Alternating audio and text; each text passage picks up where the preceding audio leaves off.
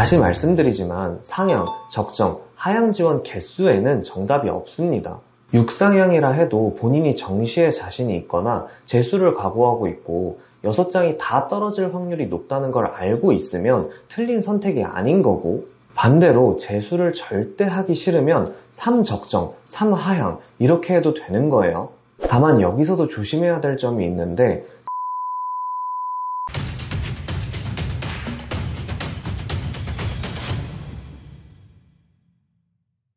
지난주까지 전국 주요 대학 입시에 대한 설명을 모두 마쳤는데요.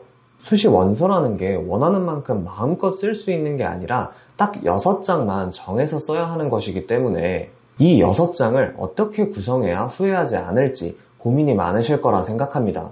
그래서 오늘은 나에게 맞는 6장의 원서 구성 방법이라는 주제로 여러분들에게 설명을 해드릴까 해요. 원서 접수 전에 가장 먼저 해야 할 일은 학생부 교과 전형의 후보군을 선택하는 겁니다. 왜 후보냐? 교과 전형은 입결이 경쟁률에 매우 민감하게 반응하기 때문이에요.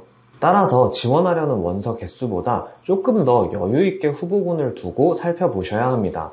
최근 몇 개년도 내신 그리고 경쟁률을 확인하고 있으면 되는데, 블라인드에 진입하기 직전에 경쟁률을 보고 내가 생각했던 오차 범위를 벗어나지 않는 학교들만 지원을 하시면 됩니다. 그리고 학생부 교과 전형의 가장 큰 특징은 상향 지원을 하면 거의 떨어지고 대신에 하향 지원을 하면 거의 붙는다는 겁니다. 객관적인 숫자가 나오는 전형이니까요. 그렇기 때문에 전략을 짤 때 교과 전형은 대부분 하향으로 1장에서 2장 정도를 배치를 해주시는 게 좋습니다. 물론 내가 비교과가 매우 좋아서 교과 전형을 안 쓸 생각이거나, 아니면 반대로 비교과가 안 좋아서 교과 전형에 올인할 생각이다, 그런 특별한 상황이라면 당연히 다른 전략이 필요하겠지만, 대부분의 경우는 아까 말씀드렸다시피 하향으로 1장에서 2장 정도, 이게 정석이라는 거 기억해 주시면 되겠습니다.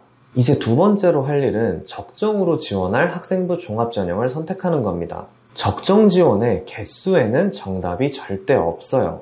본인이 재수를 해서라도 목표 대학에 갈 정도의 의지가 있는지, 아니면 무슨 일이 있어도 올해 안에는 대학에 갈 생각인지, 이런 가치관을 한번 생각해 보시면 돼요.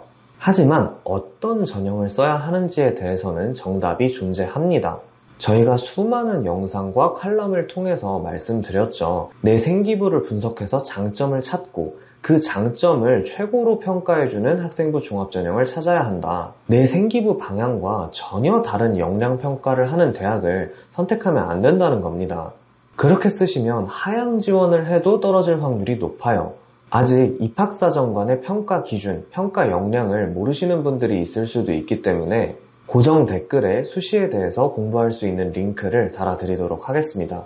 이제 적정, 하향으로 지원할 원서 구성은 끝이 났습니다. 마지막으로 상향 지원을 어떻게 하면 될지 정하면 되는데요. 다시 말씀드리지만 상향, 적정, 하향 지원 개수에는 정답이 없습니다. 6상향이라 해도 본인이 정시에 자신이 있거나 재수를 각오하고 있고 6장이 다 떨어질 확률이 높다는 걸 알고 있으면 틀린 선택이 아닌 거고, 반대로 재수를 절대 하기 싫으면 3적정, 3하향 이렇게 해도 되는 거예요. 다만 여기서도 조심해야 될 점이 있는데, 상향 지원의 개수를 정했다면 논술도 그 안에 있어야 한다는 겁니다. 상향을 2개 하기로 했다면 논술은 0개에서 2개까지만 쓰라는 얘기예요. 논술은 전형 특성상 적정 지원이 없습니다. 전부 다 상향이에요. 대신 논술의 매력은 극상향으로도 합격을 하는 경우가 있다는 거죠. 근데 그런 매력이 있다 보니까 마지막에 충동적으로 원서를 바꾸는 경우가 생깁니다. 제일 치명적인 게 하향 카드 하나를 빼고 논술을 하나 넣는다. 이런 거 정말 조심하셔야 됩니다. 굉장히 위험해요. 오늘 말씀드린 내용만 조심하면서 6장의 원서를 잘 조합해 보시면 적어도 지원 전략 때문에 실패하는 일은 없을 겁니다. 조심해야 할 내용이 무엇인지 다시 한번 잘 생각해 보시면서 현명하게 입시 전략을 세워 보시길 바랄게요. 그러면 영상 마치도록 하겠습니다. 감사합니다.